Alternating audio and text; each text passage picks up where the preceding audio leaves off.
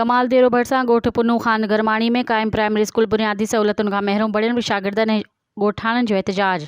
ॻोठाणनि नज़रुद्दीन गोपांग, दिलशाद गोपांग, अब्दुल रहीम गोपांग, अमीर अली गोपांग, अर्ज़ मोहम्मद गरमाणी ऐं ॿियनि पारां मीडिया अॻियां एहतजाज कंदे चयो त पुनू ख़ान गरमाणी जे प्राइमरी स्कूल जी बिल्डिंग मुकमल तो ज़बू हाल बणियल आहे। वॾी आबादी हुजण करे स्कूल में तक़रीबन 400 शागिर्दनि खुलियल आसमान हेठि पट ते वेही तालीम हासिल करे रहिया आहिनि। 4 शागिर्दनि लाइ सिर्फ़ हिकु उस्ताद मुक़रर हुजण करे शागिर्दनि जो तालीम मुतासिर थी रही आहे। हुननि जो वधीक चवणु हो त बार एहतजाज करे थकिजी पिया आहियूं, पर तालीमी खाते जे कंहिं बि बाला ऑफिसर नोटिस नाहे वरितो।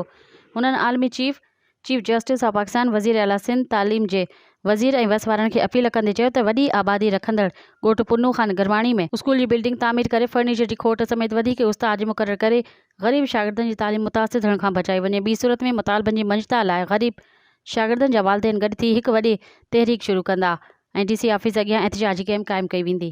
मज़ीद ख़बरनि ऐं तफ़सीलात लाइ विज़िट कयो असांजी वेबसाइट www.awamiNewsHD.com ऐं ॾिसंदा रहो अवामी न्यूज़ HD।